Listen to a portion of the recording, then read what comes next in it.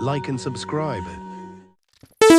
Hello everyone, welcome back to another part of Grimvalor. Today we will be continuing where we left off last part, but I got to take care of this hunter first. Grimvalor is one of my favorite games in the channel, even though I've only played 3 games so far. Haven't even finished the walking zombie yet, but I'll continue it in the future. This game is basically like a mix between Sordago and Dark Souls, which is why I like this game. Sordago is my most popular series in the channel, gaining thousands of views, which I really appreciated, viewers. There will only be 1 or 2 more parts left before the end of this series, viewers, since we are here to finish Act 3 and move on to Act 4. I hope you enjoy this series, viewers, as much as I did. It's okay not to like these videos if you don't enjoy them. It just helps my channel grow by liking them, but it's your choice in the end.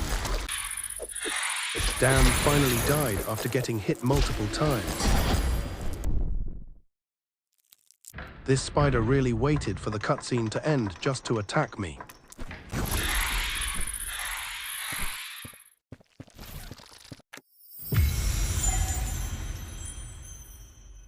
Okay, looks I got an Azure Bangle trinket. Each gem a tiny, being dedicated to servitude. They're not too particular about their master, which is great news for you. So for each critical hit gives me some soul energy, but I gain less energy from soul shards. I'll equip it because I just have to get as much critical hit to gain lots of soul energy. There's a tall gate here that can't be open, I think. I'm pretty sure this is the same gate in Sordago where we had to go to the sewers, because there's a big gate that can't be open going to Florenum. I still need to find the master key to open some areas in this act. Moonlight Rosary and Mending Flask are the only 2 trinkets that can be upgraded, I think. Time to get a new skill or mechanic by touching this sword here.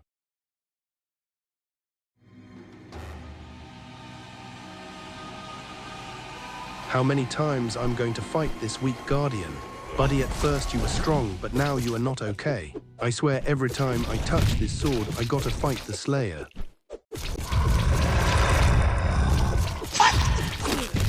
There's 2 of them. You think you can defeat me because there's 2 of you. I'm a pro at this game, and I defeated much stronger enemies or bosses than you. You're going to need more of you if you want to defeat me, noob.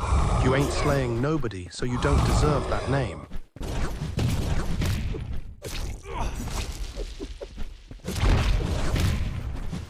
Okay, let me heal first so I can defeat you.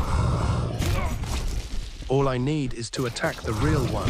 Defeating the fake one, it will just respawn again.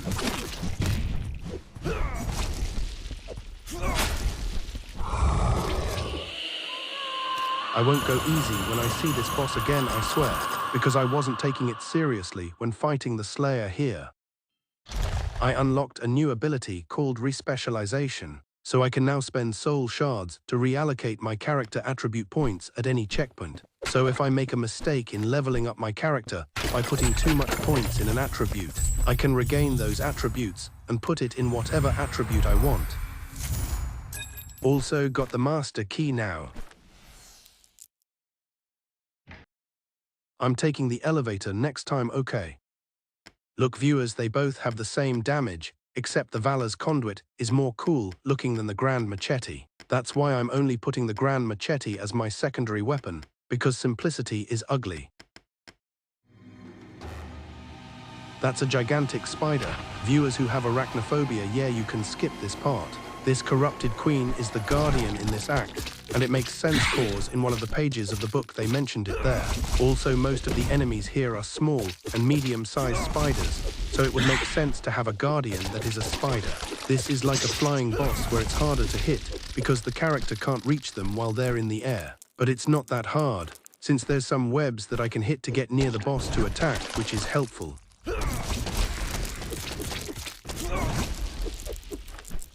I can use my charged attack also to reach her too.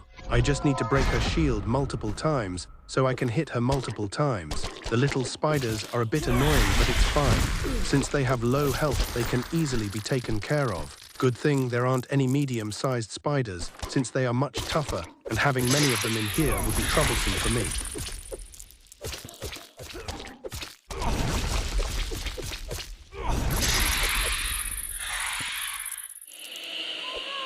Let's go, spiders, your queen has been dethroned. Time to get the next fragment and move on to the next act. We are really close to the end, viewers.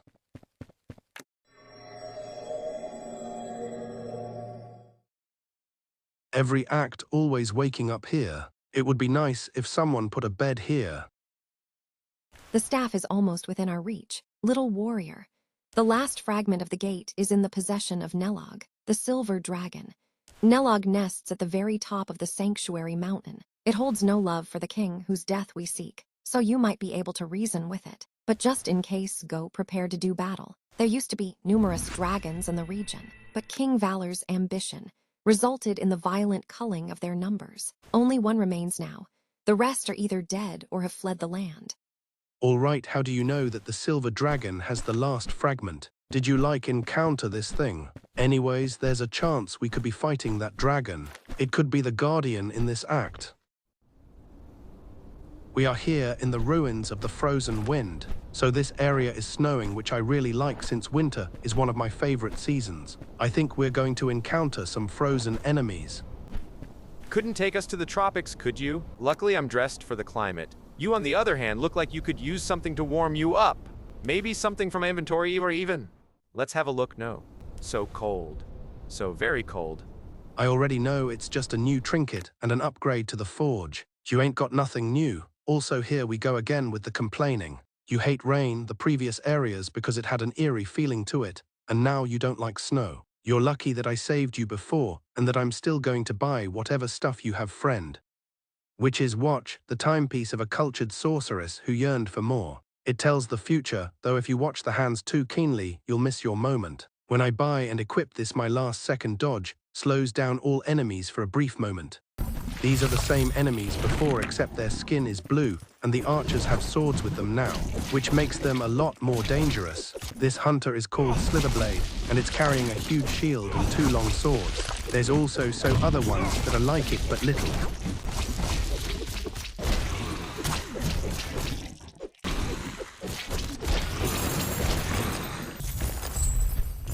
There's also ogres in this area. I guess every act is going to have these freaks. Alright, an upgrade to my mending flask.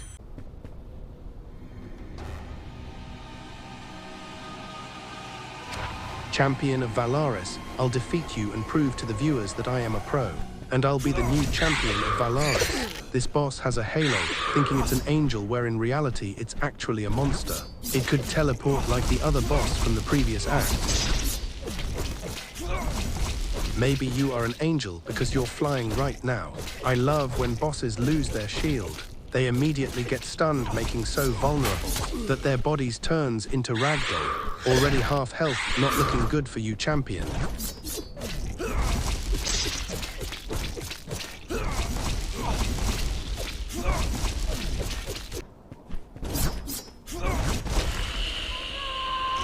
I'm the new champion of Valaris. That weakling stood no chance against me.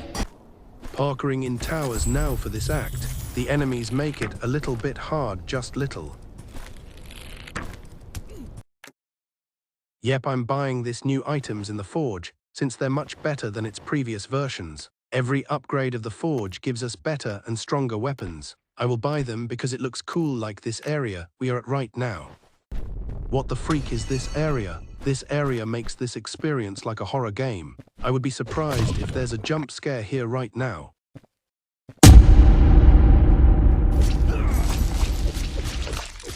Take this and that. I feel like a professional boxer here, beating my opponent like a pulp with my fists. I don't know how my character lights up something with his hand, but it is a fantasy game, so it's best not to question it. Another ogre boss. This one looks very ancient, like Shimo from Godzilla. It's called the Shambler. I know that it's stronger than Williard the Ogre and the other one from Act 2. So there's 3 bosses that are ogres in this game, and also multiple hunters that are ogres too. Game really loves this freakishly haunting and disgusting creatures.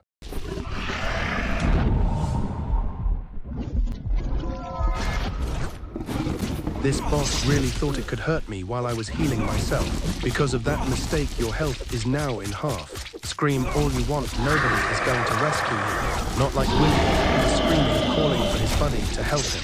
I wonder if we really are going to fight a dragon in this act, cause we haven't seen a flying guardian yet. Alicia mentioned we could just talk to it, so hopefully we just do that when getting the final fragment of the Nexus gate. Ouch, not gonna get hurt this time.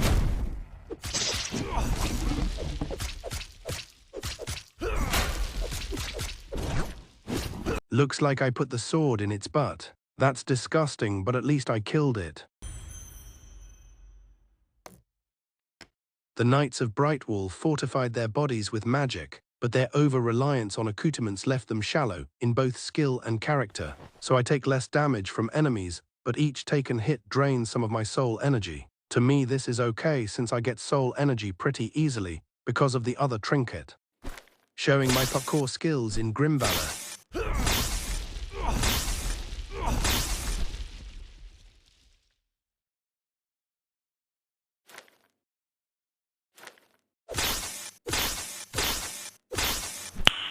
Nice. This is going to my main weapon now. I wonder if it could cut the wind because of its name. This area has strong winds that I get pushed back when I'm standing. If I were fat, I wouldn't move, and if I'm obese, that bridge would be broken, lol. Let's go to the gate now. There's a cutscene over here. Nice, we could go to the next area now that the doors are opened. There's 2 of them, it doesn't matter, because I already established that I am the new champion of Valaris. These 2 are nothing compared to me, since I defeated their strongest version. What the heck is that? It's a huge mage that's carrying a staff. Well, I defeated pretty easily, so nothing to worry about.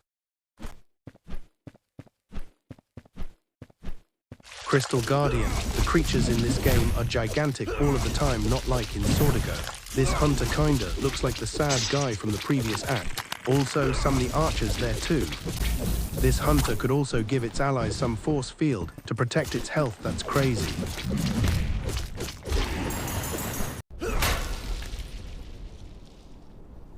The effects of a dragon's blood on mortals are poorly documented, largely attributed to the difficulty of its acquisition. Tales and epics tell of its great healing properties, or the strength and longevity it grants. So, based on nothing but folklore, in his ambition, King Valor waged a long and bitter campaign for only a single vial.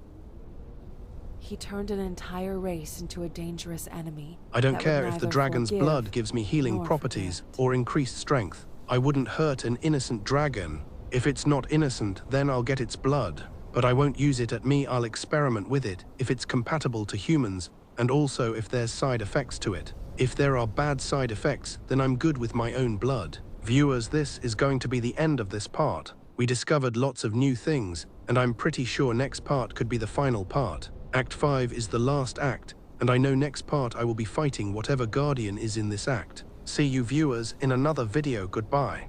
Thanks for watching.